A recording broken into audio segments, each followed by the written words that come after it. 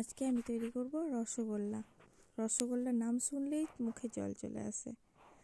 প্রথমে নিয়ে নিয়েছি 2 লিটার মতো দুধ, আর একটা কাপে ভিনেগারে জলে মিক্স করে রেখেছি। মিক্স করে এটা এবার আস্তে আস্তে দিয়ে দিচ্ছি আর নড়াচ্ছি।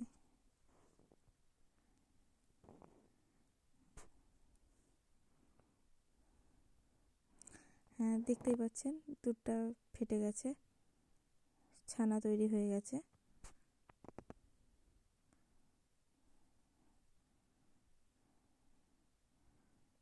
ছাঁকনির মাধ্যমে তুলে নিচ্ছি। আমি 4 চাকা ছাঁকনি ইউজ করেছি, হাতের কাছে যেটা পেয়েছি কাছে।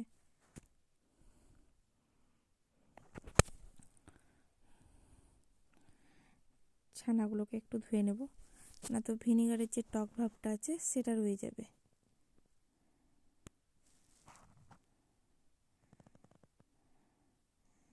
এবার সেটাকে ভালো করে মেখে নিতে হবে। ভালো করে না সানা হলে আবার ভালো হবে না। সানার পরে এরকমভাবে একটু হাতের মাধ্যমে গোল করে নিতে হবে।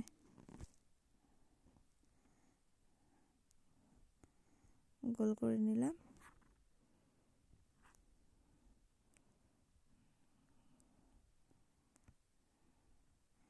কড়াইয়ের মধ্যে প্রথমে নিয়ে নিয়েছি 1 বাটি মতো চিনি, 2 বাটি জল নিয়ে নিব।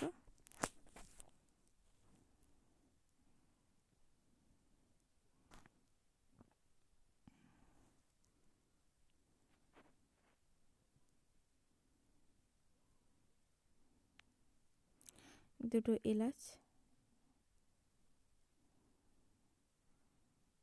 চিনিটা বসে গেছে। চিনিটা বসে যায় যখন আগুন একটু তাপ পায়, তখন বসে যায়।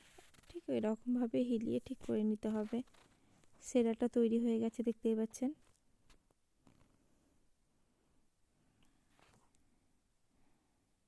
সেরাটা একটা পাত্রে রেখে দিলাম।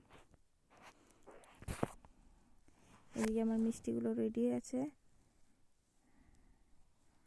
মিষ্টি এখনো হয়নি। কড়াইয়ের মধ্যে জল নিয়েছি, জলটা ফুটে উঠেছে।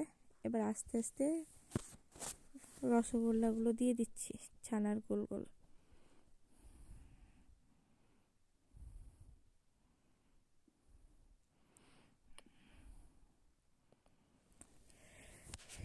এটা সবটা ফুলে উঠেছে,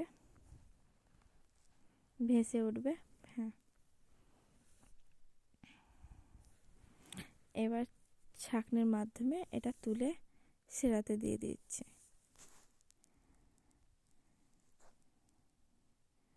ঠিক এইভাবে সবটা সেরাতে দিয়ে দেব।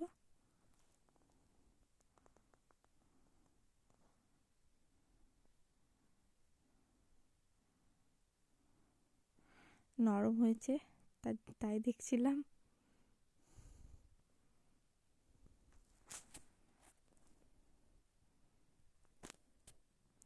এবার এটা ডুবিয়ে রেখে দিলাম, প্রায় 1 ঘন্টা মতো রেখে দিলাম। তারপর খাবো এটা। আমার রসগোল্লা তৈরি হয়ে গেছে।